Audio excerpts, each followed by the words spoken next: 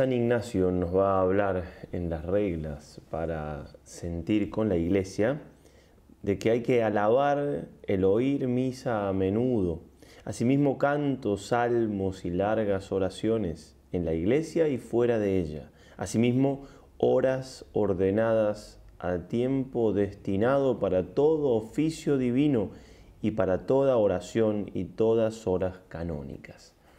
Hablaremos entonces en esta nueva emisión de la quinta semana de la liturgia de las horas.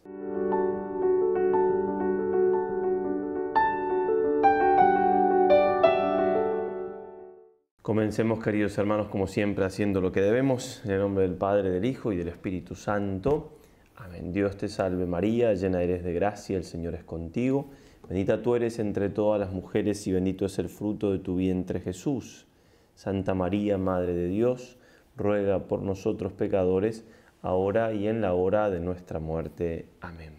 San Ignacio de Loyola, ruega por nosotros. Queridos hermanos, entonces, como decíamos, hablaremos sobre la liturgia de las horas.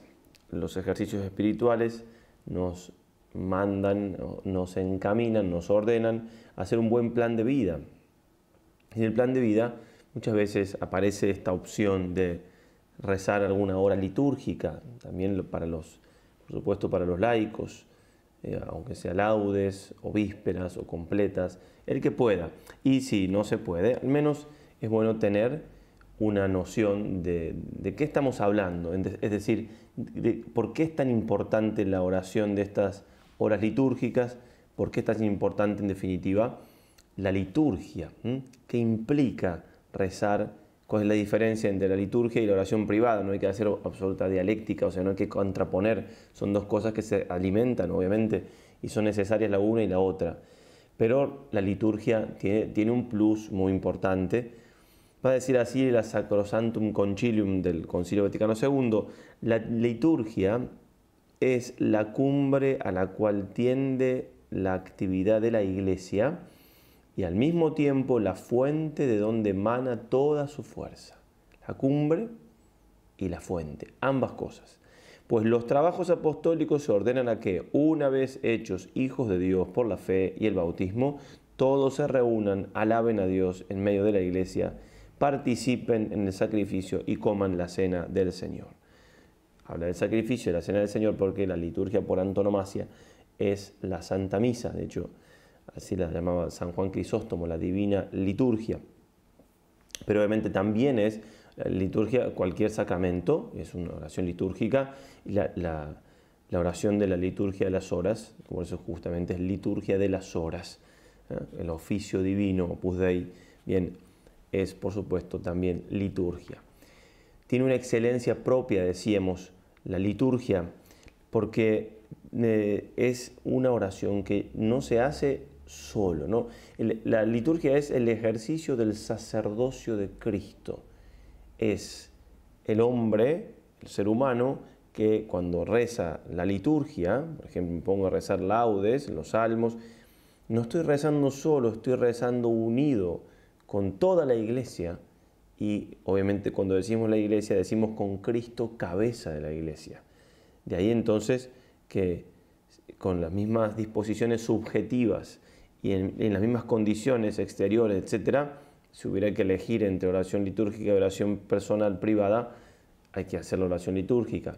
Pero repito, no hay que exagerar y hacer dialécticas, si ahora rezo el rosario o rezo laudes. Bueno, en fin, habrá que... Cada caso habrá que verlo, pero no se trata de eso, pero sí entender que realmente la oración litúrgica tiene un peso propio. Don Columba Marmion va a decirlo así, el Beato. Para juzgar del valor objetivo de una cosa, hay que considerar el grado de gloria que proporciona a Dios, ya que Dios ha creado todas las cosas para su gloria. El hombre es creado para alabar, hacer reverencia. Principio y fundamento.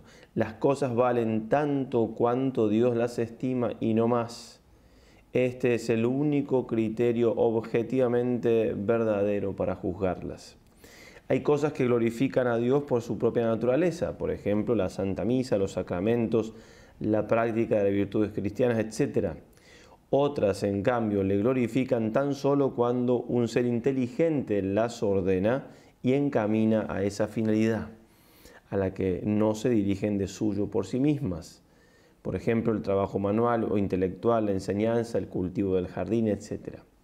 La oración pertenece al primer grupo, no solo por la intención del que recita, del que reza, sino por la obra misma, va dirigido a la gloria de Dios. Entre todas las oraciones posibles ocupa objetivamente el primer lugar la oración pública de la Iglesia, o sea, la oración litúrgica oficial.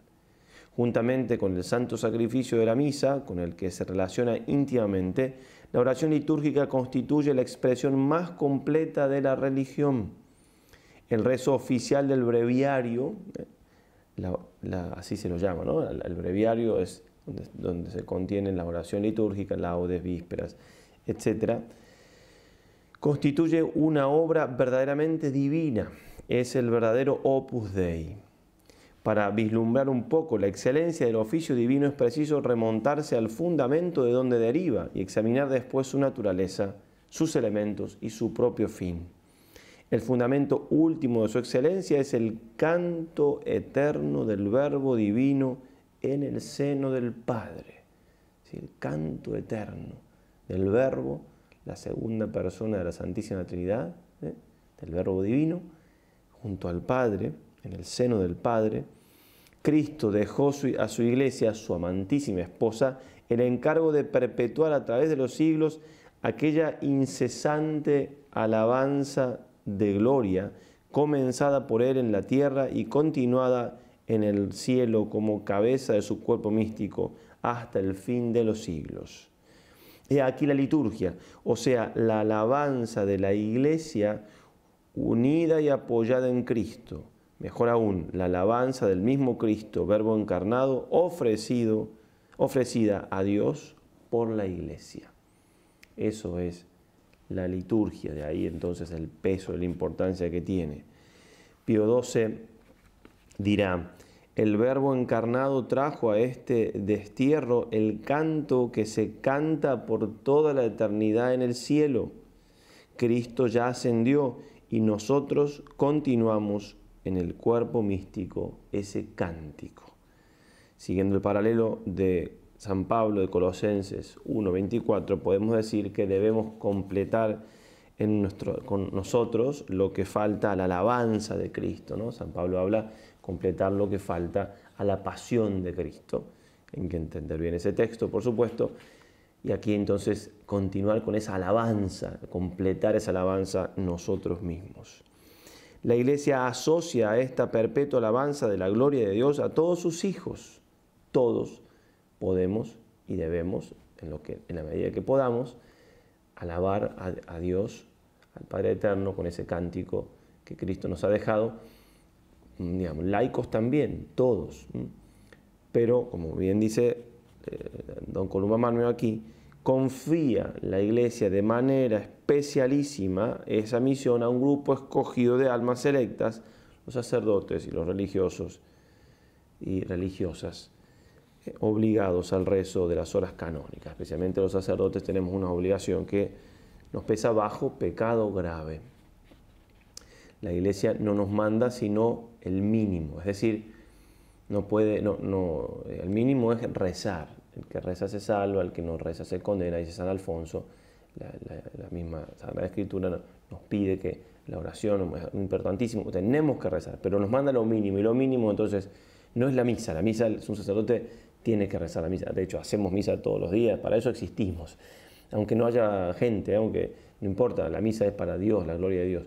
Pero no nos manda eso la Iglesia, sino lo mínimo, menos que eso, que es la liturgia de las horas. Que no pase un día sin rezar. Bien, después la misa lo recomienda vivamente, obviamente. Entonces, la liturgia de las horas para un sacerdote, no rezar pudiendo la liturgia de las horas es un pecado grave. Además de la alabanza divina, que es su finalidad primaria, la oración litúrgica se convierte para el que la recita debidamente en fuente inagotable de gracias. porque nunca se alaba más a Dios, se glorifica más a Dios, ni se reciba tantas gracias que con la liturgia. Y un medio eficacísimo de santificación personal. La liturgia nos pone delante de la persona y los misterios de Cristo a través del año litúrgico. Todo nos conduce a contemplar a Jesús y acercarnos íntimamente a Él, lo cual es de una eficacia santificadora verdaderamente incomparable. Sin embargo, la oración litúrgica, y aquí explica entonces, no es lo mismo que los sacramentos que obran ex opere operato. La obra misma ya produce la eficacia de la gracia. En el caso de la liturgia, importan mucho las disposiciones subjetivas, ¿no? Por eso se habla de que la eficacia es ex opere operantis ecclesiae, ¿sí? Por la fuerza de la obra de la iglesia. Bien, entonces la obra de la iglesia la estoy haciendo yo estoy rezando. Por eso si estoy rezando y no estoy rezando, entonces no hay tanta santificación, obviamente. Este pueblo, dice Isaías, dice Dios en boca de Isaías, me honra con los labios, pero su corazón está lejos de mí. Por eso se empieza a rezar, sobre todo la oración de la mañana, diciendo, Señor, abre mis labios y mi boca proclamará tu alabanza, pidiéndole la fuerza ya al comienzo de la oración al Espíritu Santo para que nos ayude, y después en las otras horas se comienza con la señal de la cruz. Dios mío, ven en mi auxilio, Señor, date prisa en socorrerme. Necesitamos la ayuda de Dios para rezar como conviene, para que hagamos realmente una obra santificadora, que aprovechemos del todo la liturgia de las horas. Es muy conocida la anécdota en la vida de San Ignacio, de San Bernardo, que tuvo una visión donde él veía, estaban en el coro, y la visión fue ver un ángel al lado de cada monje que estaba rezando, y vio a algunos ángeles que escribían con letras de oro, otros que escribían con letras de plata, otros que escribían con tinta, otros que escribían con agua, y algunos que no escribían nada.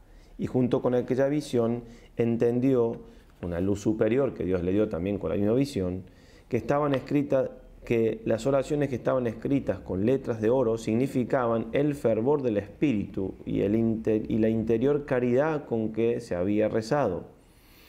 Las oraciones señaladas con caracteres de plata indicaban una sincera devoción, pero junto con menos fervor. Las oraciones impresas con letras de tinta representaban una exquisita diligencia en pronunciar las palabras del Salmo, pero con poco sentimiento de devoción.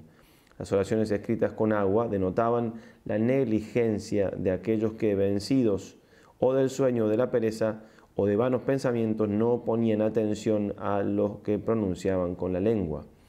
Los ángeles que nada escribían representaban la tibieza y la malicia de aquellos monjes que voluntariamente estaban adormecidos y distraídos. Santo Fray Tomás de Cori, franciscano, canonizado por Juan Pablo II en 1999, decía, si el corazón no está en oración, la lengua trabaja en vano.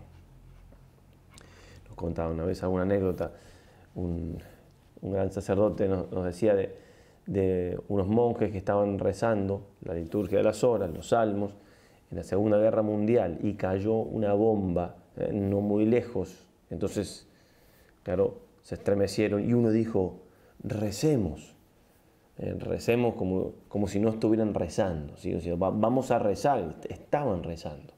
Estaban rezando la liturgia de las horas. Parece que él, al decirlo así, no estaba rezando tanto, sino que estaba leyendo solamente.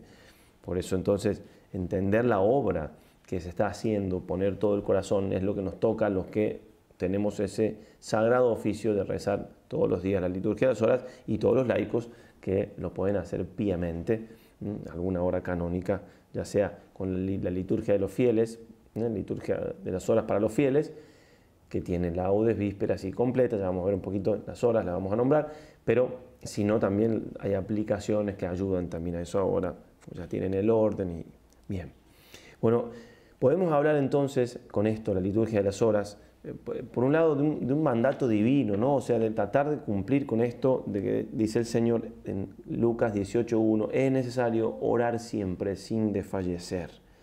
Y también en la carta a los Hebreos 13:15, por medio de Jesús, por eso es litúrgica, ¿no? Ofrezcamos permanentemente a Dios un sacrificio de alabanza. Bien, entonces en este sentido el hombre va a decir San Juan Pablo II, se transforma en sacerdote de la creación, ¿no?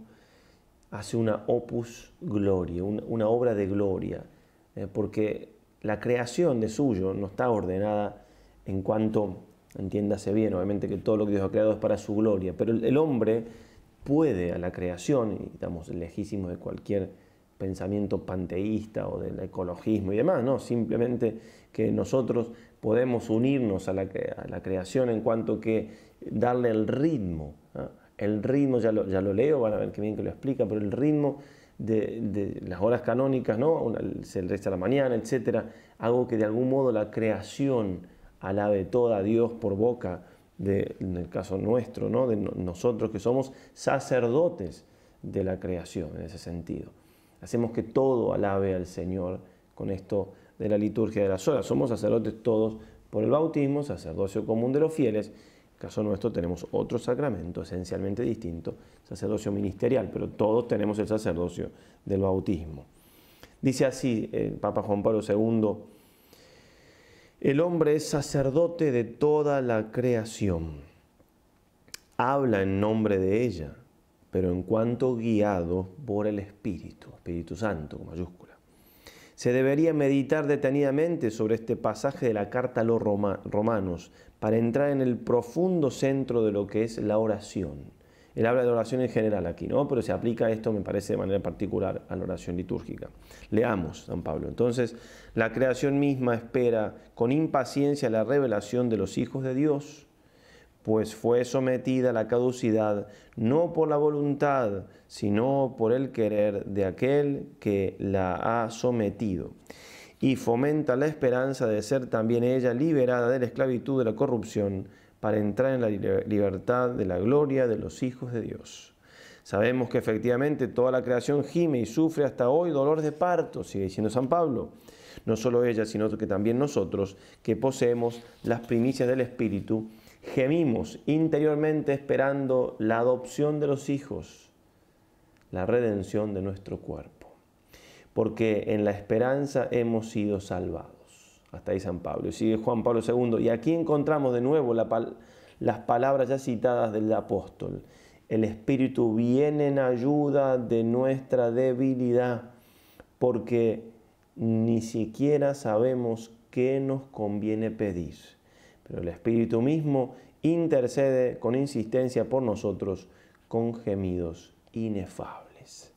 Bien, y obviamente siempre intercede, cuanto más cuando estamos haciendo la oración pública de la Iglesia, ¿sí? Continuando ese canto del Verbo encarnado y uniéndonos a Él también en ese canto de alabanza que hace en el cielo al Padre Eterno. Bien, la historia, ¿cómo nace? Vamos a ver un poquito de la historia, algunos textos de la Escritura que nos hablan, ya citamos algunos, pero algunos más citaremos sobre la importancia de esta oración, de la salmodia, etc. Y después ya directamente algunos textos sobre cuán grande es esto de recitar los salmos. Bueno, surge la liturgia de las horas de la liturgia judía, ¿no? Los primeros cristianos se reunían a rezar a las horas que se juntaban también los judíos y hacían entonces salmos, lecturas bíblicas, bendiciones, invocaciones, oraciones varias, peticiones. Bien, de hecho se hablan en los Hechos de los Apóstoles de la oración de la hora tercia, la hora sexta y la hora nona, y también de una oración a la medianoche. Ya vamos a decir las horas, en qué horario se hacen estas oraciones. Bien, ya se habla en el libro itinerario de Eteria, en los comienzos del siglo V, ya hay una estructura muy parecida a la que existe ahora en la oración. Y miren que ya había laicos ahí también. Ya tomó forma en torno a la vida monástica. Los monjes y las monjas celebran diariamente el oficio, con mayúscula, oficio divino. Comienza de noche antes del canto del gallo. Se dicen himnos y se responden salmos, al igual que antífonas. Después de cada himno se pronuncian oraciones por cada uno de los sacerdotes y diáconos deputados para el oficio, o sea, destinados a ello. También hay presentes algunos laicos muy fervientes. En laudes comienzan a decirse himnos matutinos. Aquí llegan el obispo y su clero, quienes, recitadas varias oraciones y preces, bendicen a los fieles presentes. Fuera del tiempo de Cuaresma se reza tercia.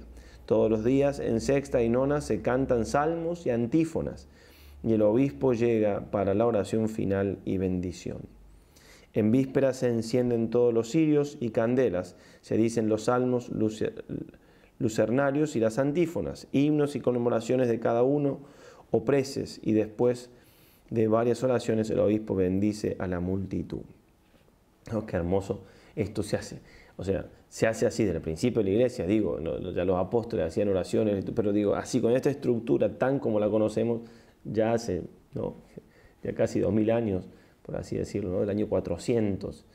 Bueno, en fin, y puede ser un poco antes también, en definitiva.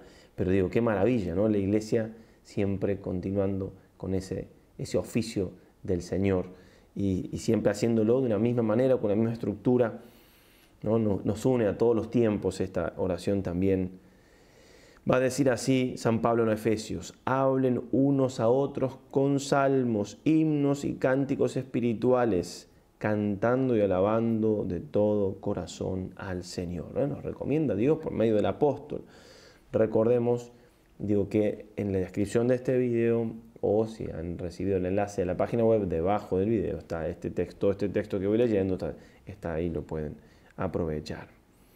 Sigue siendo cierto lo que escribió Arístides en la época apostólica: el mundo subsiste por la oración de los cristianos. Y dentro de esa oración un lugar preeminente tiene la liturgia de las horas. 1 Timoteo 2:1, recomiendo que hagan peticiones a Dios por toda la gente, ¿no? Y así se podía seguir citando uno y otro pasaje de la Escritura. Pío XII, en esa carta magna, de alguna manera, de la liturgia que se llama Mediator Dei, va a decir: el estilo perfecto de la santidad requiere una continua comunicación con Dios.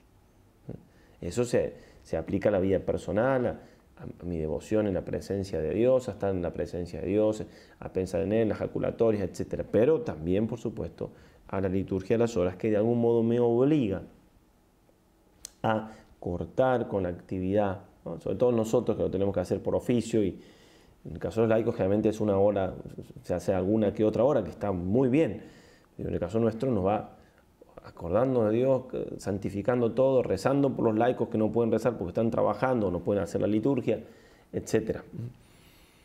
Los sacerdotes entonces tenemos esto, decíamos, como una obligación firme y grave, bajo pecado grave. Los santos nos han dado ejemplo grandísimo de esto, ¿no?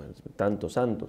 El santo cura de Ars rezaba de rodillas con una devoción tan grande, y no me acuerdo, porque leí el libro hace años, un libro muy hermoso de Monseñor Torochú, sobre que él tenía una liturgia que era más corta, pero quería conseguir una más, no sé, pero había en él un deseo de poder rezar todo, y de rodillas, y rezaba todo lo que le tocaba, ¿no? Pero bueno, entiéndanme que hay ahí una diferencia, que me quedó grabado cómo él tenía una devoción tan grande a la liturgia de las horas, ¿no? Porque se unía con la iglesia, con Roma, pero con la iglesia en definitiva, ¿no? Que hermosísimo. Bueno, Santa Catalina lo rezaba con tanta devoción que se le aparecía el Señor a veces cuando rezaba. San Ignacio de Loyola no podía rezar porque tenía tanta devoción que empezaba a llorar. Ya lo hemos visto esto, él tenía don de lágrima, empezaba a rezar la liturgia de las horas y empezaba a llorar.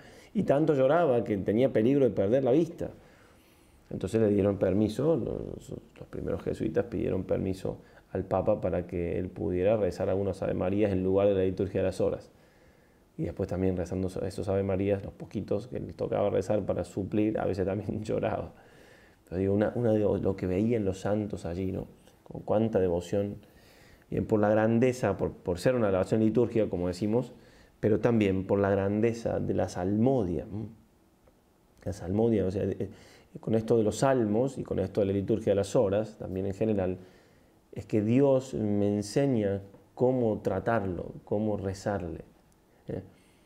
Hermosísimo. Dios me está enseñando a mí cómo lo tengo que tratar a Él con sus mismas palabras. Las palabras que el Señor nos enseña en los salmos son justamente eso. Y por eso Hay una oración de un martes, porque está dividido en 4 martes de la segunda semana, creo, de vísperas, que en castellano, a veces las traducciones son una pena, a veces no todo, pero la oración dice que nosotros le pedimos al Señor que nosotros podamos expresar con nuestros labios lo que siente nuestro corazón. Y yo leí eso y dije, a ver, qué raro, porque, claro, no siempre, lo hemos dicho alguna vez, no siempre nuestro corazón siente las mejores cosas. Así que, ¿qué va a hacer? Hay veces que no conviene expresar lo que tengo en mi corazón, porque así somos los seres humanos. De definitiva, tenemos que ordenar el corazón, no siempre tan ordenado. Si me enojo con alguien, mejor no decirle todo lo que estoy sintiendo, ¿verdad? Entonces, digo, qué raro. Y entonces la fui a buscar en latín, y en latín dice exactamente lo contrario. ¿Qué dice? Que mi corazón se acomode a lo que dicen mis labios, porque lo que están diciendo mis labios en la liturgia es lo que Dios quiere que diga. Tengo que tratar de tener los sentimientos que tenía el salmista, que en definitiva son sentimientos que Dios le infunde para escribir los salmos. Al revés, justamente al revés. No quiere decir que uno pueda leer, rezar la liturgia de las horas en castellano y que va a estar mal, no estoy diciendo eso, pero en fin, si alguna cosa no le suena, algún detallito por ahí, son detallitos mínimos, pero digo, en definitiva quiero hacer notar esto, ¿no? Que bueno, la oración litúrgica oficial de la iglesia, oficial con mayúscula, es en latín. No, repito, no tiene nada de mal rezarlo en lengua, pero tener en cuenta eso, digamos, si a mí me sonó raro y realmente estaba mal traducida, como otra traducción que dice, bueno, no importa, es largo, buenos días, le dice, el Señor lo saludó diciéndole buenos días, y bueno, buenos días, ¿qué tal? No sé, sonaba un poquito, si uno lee en latín, bueno, yo hago la oración, en la lengua vernácula, digamos, no es que rezo siempre en latín, no tengo nada en contra, pero simplemente una declaración para... Bueno, entonces, digamos algo sobre la salmodia, y en este sentido citamos al Papa Juan Pablo II, es un libro, Cruzando el umbral de la esperanza, que habla de la oración en general y nombra la salmodia de manera muy particular. En la oración, pues, el verdadero protagonista es Dios. El protagonista es Cristo, que constantemente libera a la criatura de la esclavitud, de la corrupción y la conduce a la libertad. Cristo tiene la preeminencia por lejos, para la gloria de los hijos de Dios. Protagonista es el Espíritu Santo, que viene en ayuda de nuestra debilidad. Nosotros empezamos a rezar con la impresión de que es una iniciativa nuestra, en cambio es siempre una iniciativa de Dios en nosotros. Es exactamente así como escribe San Pablo. Esta iniciativa nos reintegra en nuestra verdadera humanidad, nos reintegra en nuestra especial dignidad. Sí, nos introduce en la superior dignidad de los hijos de Dios que son lo que toda la creación espera. Bueno, esto es hablando de la oración en general. Pero acá dice, se puede y se debe rezar de varios modos, como la Biblia nos enseña con abundantes ejemplos. El libro de los Salmos es insustituible. Hay que rezar con gemidos inefables para entrar en el ritmo de las súplicas del Espíritu mismo, Espíritu con mayúscula. Hay que implorar para obtener el perdón, integrándose en el profundo grito de Cristo Redentor, Confer Hebreos 5:7. Y a través de todo esto hay que proclamar la gloria. La oración siempre es un opus gloriae, una obra, un trabajo de gloria. El hombre es sacerdote de la creación, ya lo decíamos en otro texto al principio. Cristo ha confirmado para él una vocación y dignidad tales, sacerdote de la creación. La criatura realiza su opus gloriae por el mero hecho de ser lo que es, y por medio del esfuerzo de llegar a ser lo que debe ser. El hombre por ser tal tiene ese oficio de obrar, hacer un trabajo de gloria para Dios, pero también por llegar a ser lo que tiene que ser, para llegar a ser santo. También la ciencia y la técnica sirven en cierto modo al mismo fin. Sin embargo, en cuanto obras del hombre pueden desviarse de este fin, la ciencia y la técnica, este riesgo está particularmente presente en nuestra civilización, que por eso encuentra tan difícil ser la civilización de la vida y del amor. Falta en ella el opus gloriae, que es el destino fundamental de toda la criatura y sobre todo del hombre, el cual ha sido creado para llegar a ser en Cristo sacerdote, profeta y rey de la terrena criatura. de toda terrena criatura. Sobre la oración se ha escrito muchísimo y aún más se ha experimentado en la historia del género humano, de modo especial en la historia de Israel y en la del cristianismo. El hombre alcanza la plenitud de la oración no cuando se expresa precisamente a sí mismo, sino cuando permite que en ella se haga más plenamente presente el propio Dios. Lo testimonia la historia de la oración mística en Oriente y en Occidente. San Francisco de Asís, Santa Teresa de Jesús, San Juan de la Cruz, San Ignacio de Loyola, y en Oriente, por ejemplo, San Serafín de Sarov y muchos otros. No vayamos a pensar que está hablando de algún yogi, Juan Pablo II, no, los santos de Oriente.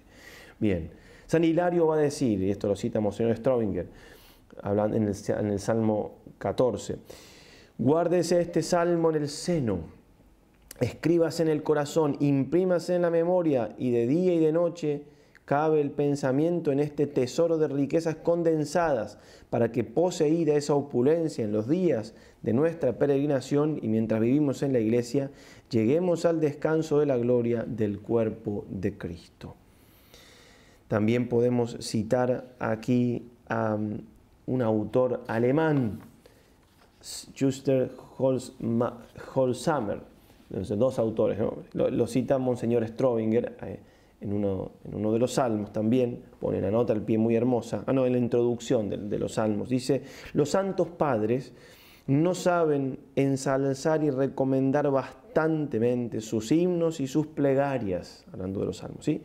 Aún prescindiendo de las magníficas profecías acerca de la divinidad, nacimiento, vida y muerte y resurrección del Señor, aún prescindiendo de todo eso, que es maravilloso, todo lo que va profetizando, el libro de los Salmos es para los santos padres el manantial más completo de verdades divinas, la suma de toda doctrina oral, el tesoro común e inagotable de vida, la medicina de dulce elocuencia, la poesía sazonada de divina unción, muy apropiada para aliviar las penas del alma, por grandes que sean, ¿no?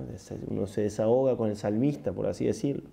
Libro en que compiten la doctrina y la belleza, y cuya lectura es más provechosa que la de ningún otro.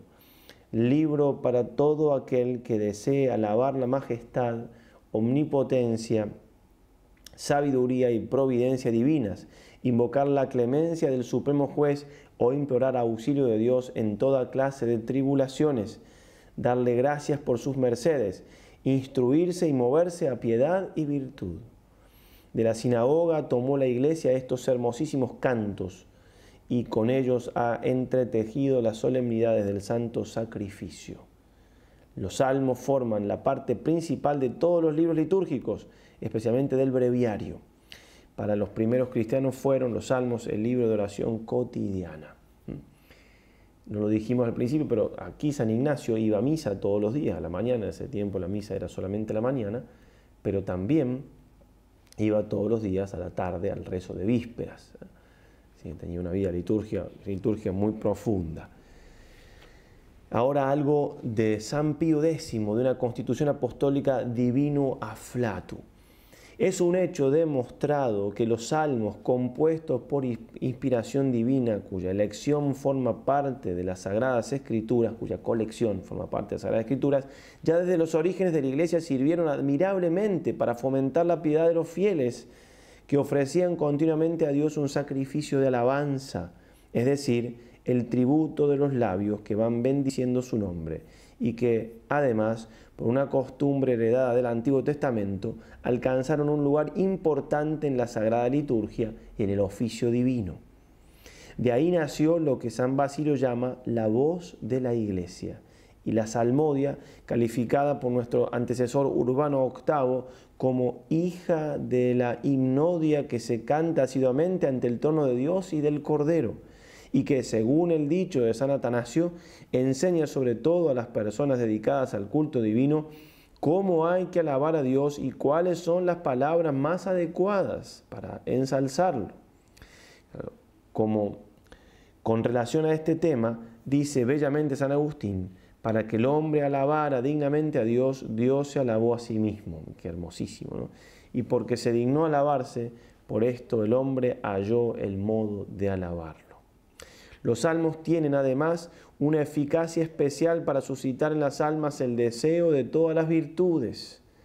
En efecto, si bien es verdad que todas las partes de la Escritura, tanto del Antiguo como del Nuevo Testamento, están inspiradas por Dios y son útiles para instruir, según está escrito, sin embargo, el libro de los Salmos, como el paraíso en el que se hallan los frutos de todos los demás libros sagrados, prorrumpen cánticos y al salmodiar pone de manifiesto sus propios frutos junto con aquellos otros. Estas palabras son también de San Atanasio, sigue diciendo el Papa, quien es las que acabamos de decir, ¿no? Quien añade a sí mismo. A mi modo de ver, los salmos vienen a ser como un espejo en el que quienes salmodian se contemplan a sí mismos y sus diversos sentimientos, y con esta sensación los recitan. San Agustín dice en el libro de sus confesiones: cuánto lloré con tus himnos y cánticos, conmovido intensamente por las voces de tu iglesia que resonaban dulcemente. A medida que aquellas voces se infiltraban en mis oídos, la verdad se iba haciendo más clara en mi interior y me sentía inflamado en sentimientos de piedad y corrían las lágrimas que me hacían mucho bien. Hasta ahí San Agustín. Y sigue el Papa San Pío X. En efecto, ¿quién dejará de conmoverse ante aquellas frecuentes expresiones de los salmos en las que se ensalza de un modo tan elevado la inmensa majestad de Dios, su omnipotencia, su inefable...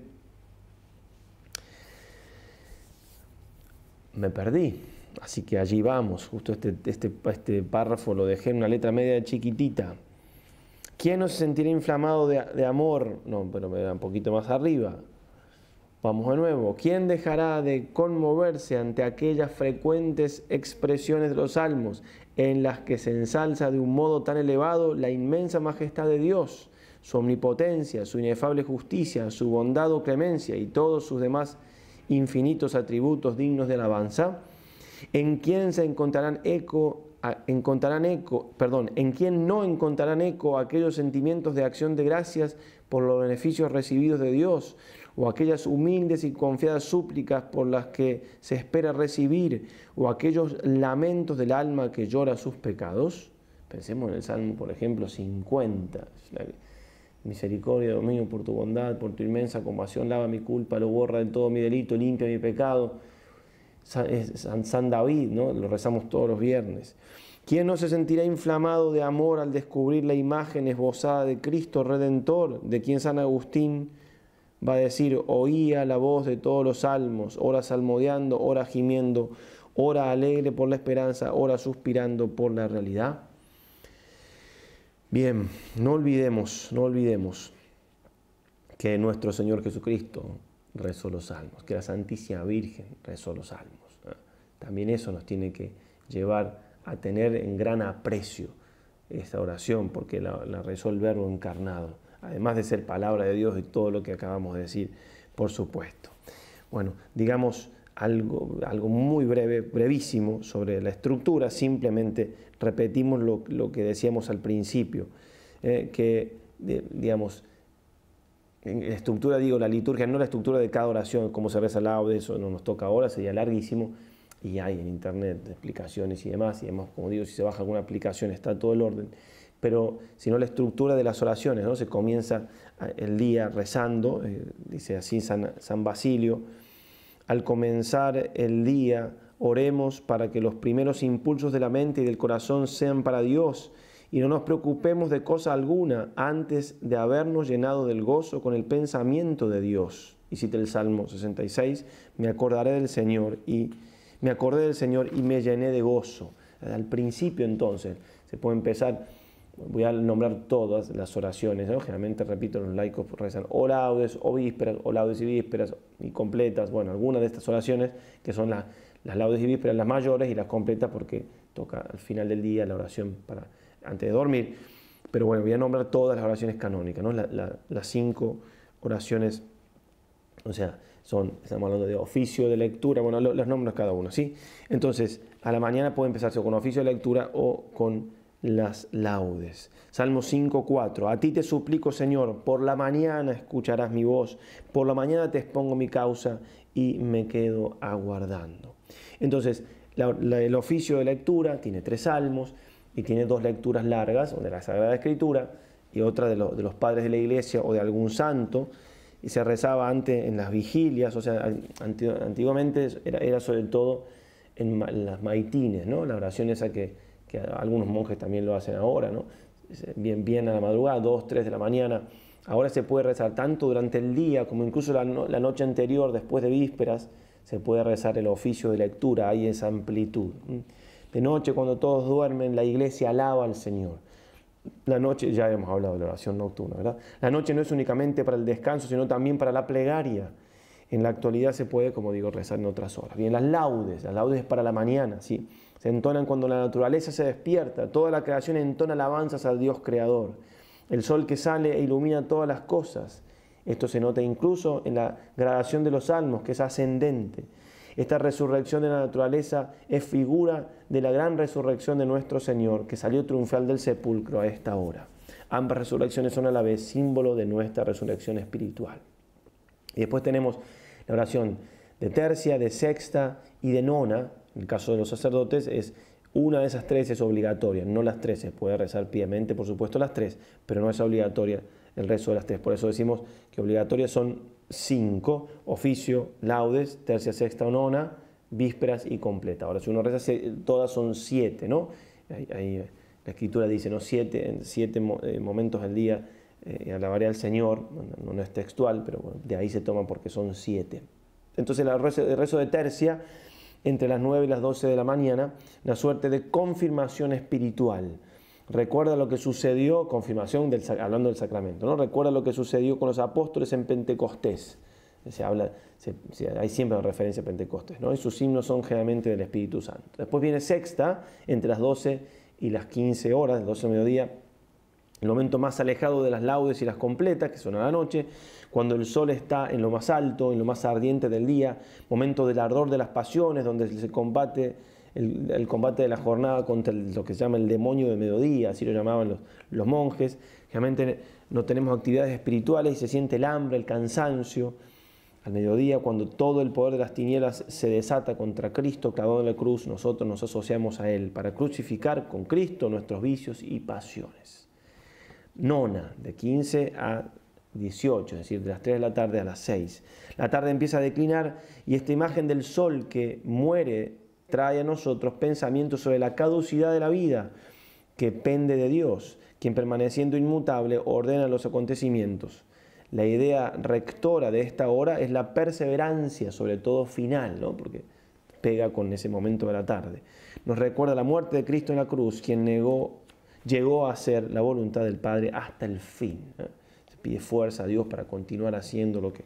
Y en las vísperas, la hora de la plegaria de la tarde, cuando se va el día y brilla el lucero vespertino. Vesper es el nombre de la estrella vespertina que brilla en el cielo a poco de la puesta del sol. A esa hora se encienden las lámparas, de ahí que se llame también lucerenario. Es una hora de acción de gracias a Dios por los beneficios de la jornada. Plegaria de agradecimiento que culmina con el canto del Magnificat de la Santísima Virgen. Las vísperas, si se consideran dentro de la perspectiva histórica y enmarcadas en el plano de la redención, van perfumadas con el recuerdo de la última cena y la institución de la Eucaristía. También los discípulos de Maús pidieron a Jesús que se quedara con ellos cuando la tarde ya declinaba. Los mismos salmos vesperales se relacionan con la Eucaristía. San Basilio llama a esta hora, hora de la Eucaristía. De hecho, era la hora elegida por los primeros cristianos para orar y para celebrar la fracción del pan. Por eso viene como anillo al dedo la bendición eucarística con el rezo de vísperas, que se suele hacer a veces, ¿no? Se reza vísperas, si está el Santísimo expuesto en las clases de formación lo hacíamos siempre así. Bien, bueno, y también cuando se hace así, se inciensa el altar, ¿no? Por la unión que tiene esa oración con la Eucaristía. Completas, por último, segunda plegaria vespertina, vísperas y completas, con la que el alma pecadora, antes de entregarse al descanso corporal, quiere hallar la paz con Dios. Son modelo de oración nocturna, comienzan directamente yendo al examen de conciencia y al acto de contrición. De hecho, el examen de conciencia, quienes rezan completas, se hace justamente en este momento. Ya habíamos dicho la importancia de la oración de noche, ¿no? La noche es la hora de las tinieblas, del pecado también, el sueño símbolo de la muerte. Por eso las completas son plegarias para obtener la protección contra las acechanzas del enemigo y la gracia de una buena muerte. ¿Sí? De hecho, la oración al final, cuando termina, se dice: el Señor nos conceda una noche tranquila y una santa muerte. En el plan de la redención corresponde la oración de Cristo en el huerto de Getsemaní. Pues bien, hasta aquí entonces se podría decir muchas cosas más, como todo, pero un esbozo de la importancia de la liturgia de las horas. Ojalá que dentro del plan de vida, si lo hemos puesto, y si no, considerarlo una posibilidad. A veces no se puede, ¿no? Y a veces no se entienden, por eso cada uno tiene que ver. O sea, Sor Lucía se pregunta por qué la Virgen nos pidió rezar el rosario y no la liturgia de las horas o la misa. Bueno, la misa porque no todos pueden, la liturgia de las horas porque no todos la entienden. Bueno, así que no pasa nada si... Es cierto que también uno reza y a veces, si no entiendo tanto, al principio se rezaban los salmos en hebreo y no se entendía, y digo, algunos, ¿no? Se cuenta, no que todos lo hacían así, pero tenían fe de que estaban haciendo la palabra de Dios y que eso era santificador. Entonces tampoco, si no entiendo todo de entrada o tanto, pues puedo ir conociendo más los salmos y demás y voy a entender más.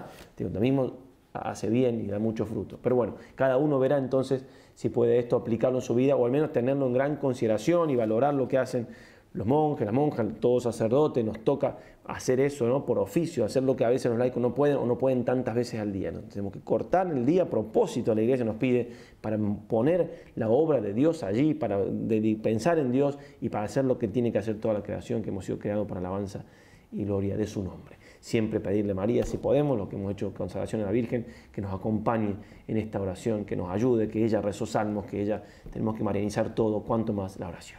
Hasta el miércoles que viene, si Dios quiere. Ave María y adelante.